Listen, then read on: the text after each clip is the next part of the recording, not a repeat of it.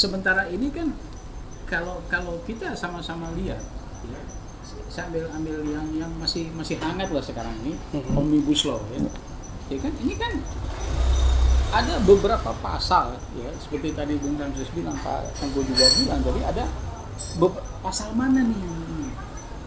Nah, apakah ini sudah ditetapkan ini oleh DPR RI?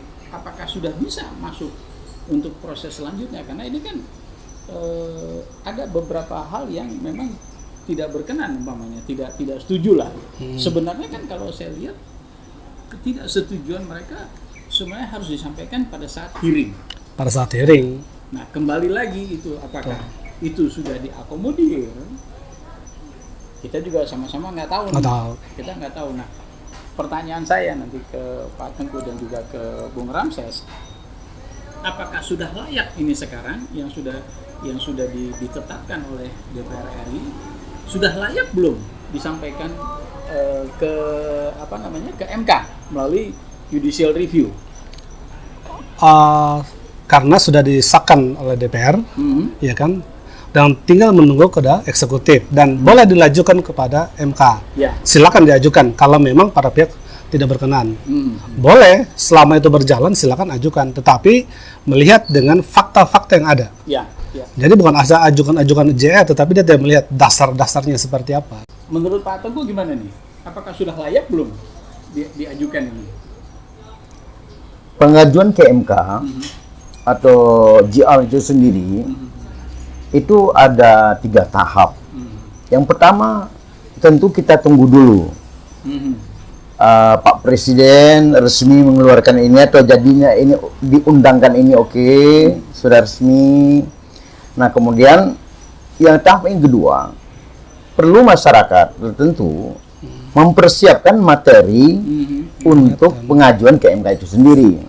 Nah jadi materi pengajuan itu sendiri harus punya dasar yang kuat, dengan dokumen-dokumen yang ada, fakta-fakta dan data. Ya nanti argumen-argumennya. Nantilah kalau ada masyarakat mengajukan, kita praktisi hukum ikut membantu. Boleh kalau memang diminta. Iya. Sekarang kan ada juga yang beredar itu minta masyarakat atau mungkin melalui beberapa kepala daerah atau mungkin dalam satu organisasi besar di Indonesia ini minta kepada Presiden untuk mengeluarkan Perpu. Kira-kira bagaimana nih? Apakah tidak benturan? Ini kan belum, kasarnya kan belum dikasih nomor ini kan. Ya, tapi gini, kalau dia Presiden mengeluarkan Perpu, itu dia harus punya alasan dasar yang kuat. Apa sehingga terjadi Perpu dikeluarkan oleh Presiden? Ya. Pertama itu dia harus mengacu kepada Undang-Undang 12 2011. Ya. Jangan dia langsung membuat satu Perpu, sekalipun itu hanya masukan aja mungkin. Dia tampung itu. Ya. Sebenarnya kalau dilihat regulasi yang baru-baru ini, yaitu kan tinggal menunggu pengesahan Presiden dan masuk pada lembaran negara. Nah, apabila selama 30 hari itu tidak baik disahkan tidak disahkan, tetap dia berlaku menurut undang-undang. Itu langsung berlaku. Nah, makanya dibilang apabila memang tidak menerima undang tersebut, selama itu masih berproses nih ke eksekutif Presiden, silakan masyarakat ajukan ke MK melalui JR. Nah, nanti dilihat pasal apa sih yang tidak berkenan, yang tersetujui sebenarnya. Di mana dibilang dasar hukumnya apa sih sehingga mereka mengajukan gugatan JR ke MK. Dan harus bentuk kalimatnya pas seperti bentuk, apa gitu kan.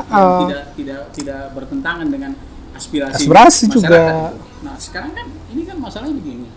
Ada beberapa versi di luar sana, ada yang 900 halaman, ada juga yang sudah 1.200 halaman. Nah, ini yang mana, versi yang mana nih?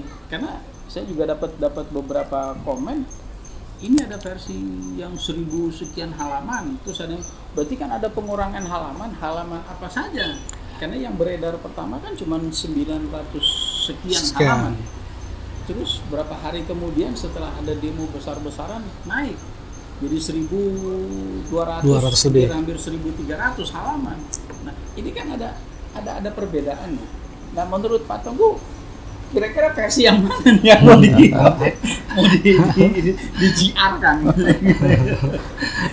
Ya sebenarnya gini, harusnya setelah disahkan di DPR tidak ada perubahan halaman itu. Nah, Harusnya kan gitu ya. iya, iya. Akan tetapi kalau ada semacam di dalam masyarakat berkembang seperti informasi-informasi itu, tentu perlu ada penjelasan yang konkret apakah benar perubahan itu kan gitu ya. Ada penambahan dan Itu juga harus kita lihat juga. Iya, iya. Yang kedua, sebenarnya halaman daripada Omnibus Law itu jumlahnya tidak terlalu penting. Kenapa? Karena masyarakat akan melakukan JR itu sendiri hanya mengacu pada pasal-pasal yang mereka setuju. Jadi nggak perlu juga membaca 1000 halaman. Jadi membacanya ya yang mana yang mereka prediksikan. Misalnya ini bertentangan dan sebagainya, dicurigai tidak sesuai dengan kepentingan mereka, itu saja yang dibaca.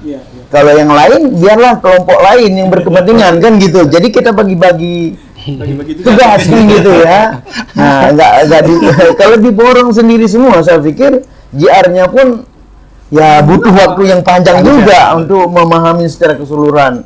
Itu satu. Yang kedua, saya pikir begini. Tadi ada pertanyaan misalnya ada pemerintah daerah yang memberikan barangkali usulan atau apa kepada pemerintah pusat.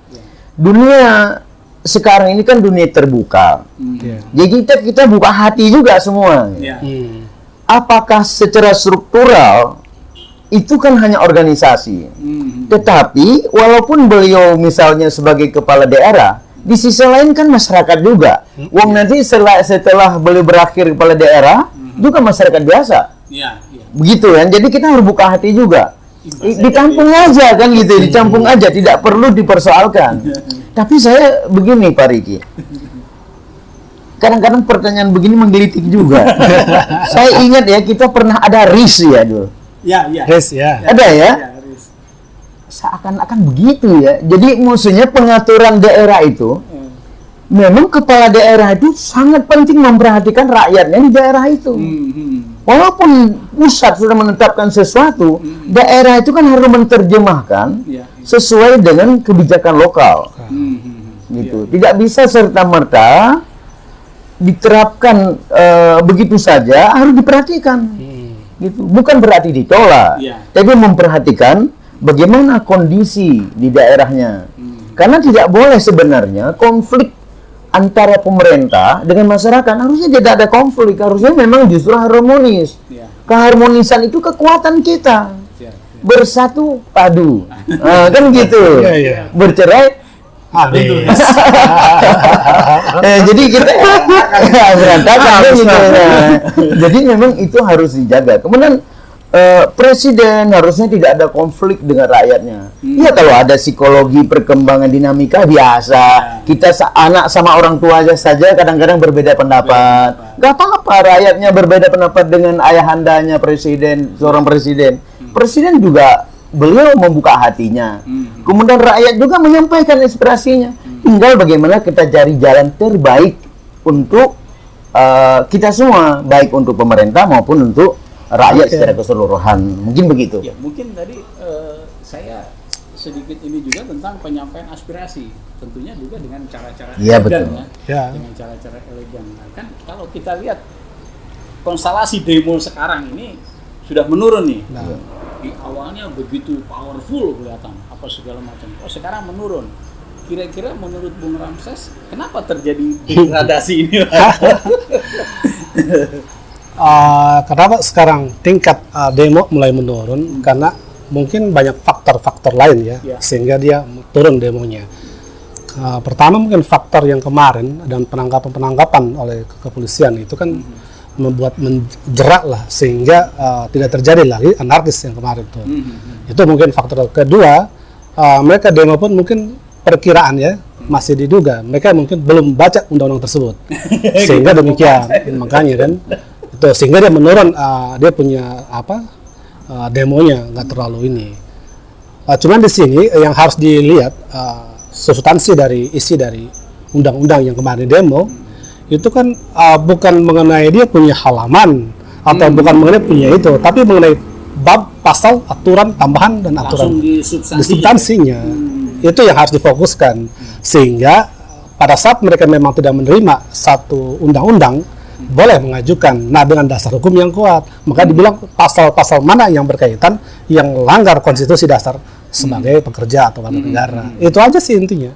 Ya, kalau kita lihat di sosial media ya, ada pengacara senior ya kita sama-sama tahu lah, pengacara senior dia mengatakan, saya sudah baca walaupun cuma sebagian, saya siap menghadap presiden, memberikan masukan kepada presiden tentang terutama tentang ketenaga kerjaan ya, cipta kerja ini. Nah, kira-kira menurut Pak Teguh gimana nih? Saya pikir statement siapapun boleh saja. Mudah-mudahan betul sudah membaca. Tetapi dengan halaman yang sedemikian banyak mungkin itu perlu pendalaman, perlu pemahaman yang baik. Baru kita memang melakukan statement tertentu. Boleh aja statement tersebut. Yang kedua, kita selalu bicara apakah statement, apakah itu suatu kegiatan. Saya pikir harus mengacu pada motif. Motif apa di balik itu?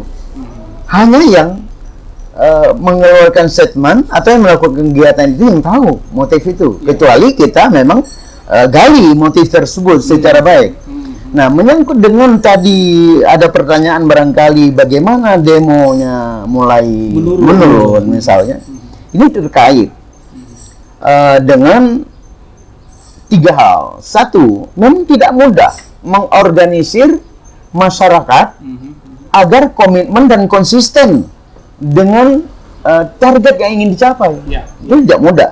Nah, jadi kalau saja pengorganisasian ini tidak berjalan dengan baik, maka suatu kegiatan itu pasti mundur teratur. Kalaupun nggak boleh balik kanan ya. Kan gitu. Itu satu. Kalau balik kanan Itu satu. Yang kedua, selain pengorganisasian yang barangkali harus dilihat kembali, yang kedua, semajanya target yang sedang dilirik atau target yang ingin dicapai, apakah tepat atau tidak?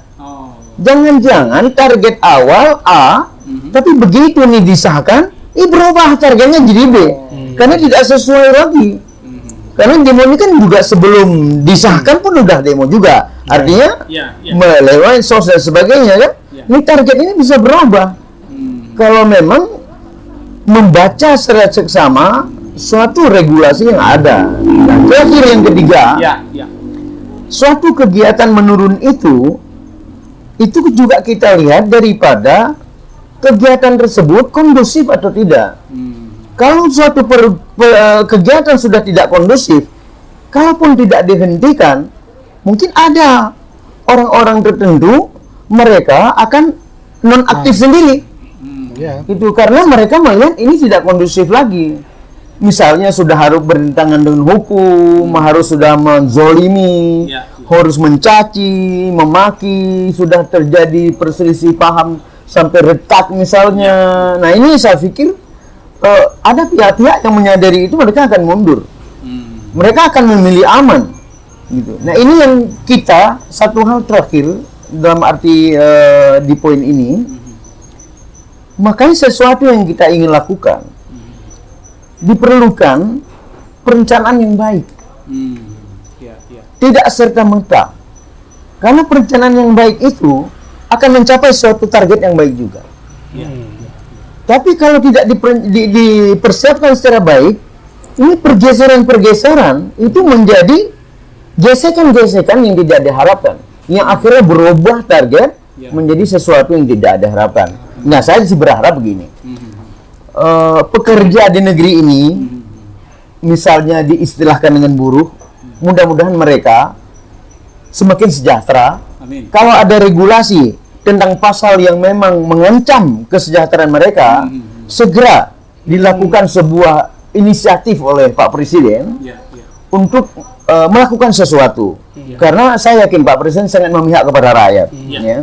Yang kedua, saya pikir selain kita berharap buruh sejahtera, kita berharap juga agar pemerintahan itu berjalan dengan baik. Ya. Agar bisa melakukan pengelolaan negara ini dengan baik, sesuai dengan harapan kita, cukup baik ya.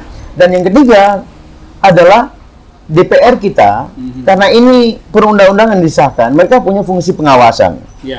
Nah, mereka hendaknya membuka hati, smart work, hard work, untuk melakukan pengawasan agar ini regulasi yang sudah ada bisa diterapkan dengan baik dan tidak ada penyimpangan di lapangan. Barangkali seperti itu. Ya.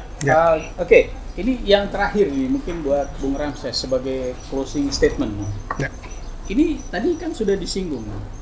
Jadi mana pasal-pasal yang tidak berkenan atau tidak apa? Ya, gua nggak senang lah, gua nggak suka dan maunya begini. Nah, tadi kita sudah sama-sama singgung bahwa itu ada salurannya. Seperti Bung Ramses bilang, untuk di tingkat pusat itu ada ke MK, ya. Kalau untuk di tingkat daerah itu ke Mahkamah Agung, ya.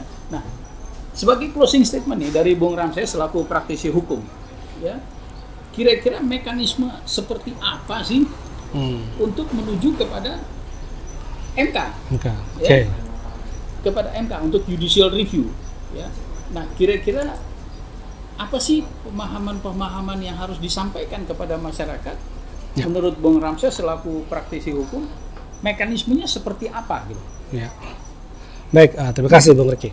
Nah, ini mekanisme yang ada di MK maupun di Mahkamah Agung itu hampir sama. Ya. Tata cara mekanisme pengajuan judicial review. Tetapi persyaratannya itu juga sama. Pertama, persyaratan diajukan kalau memang ada satu pasal atau undang-undang itu yang melanggar hak konstitusi, ya, konstitusi dasar sekali, itu bisa mengajukan JR yang setingkat undang-undang ke Mahkamah ke Konstitusi MK. Nah, itu catatan syaratnya itu pertama dia harus melampirkan KTP. Ya. Habis itu gugatannya harus dimasukkan. Lalu itu para pihak siapa aja.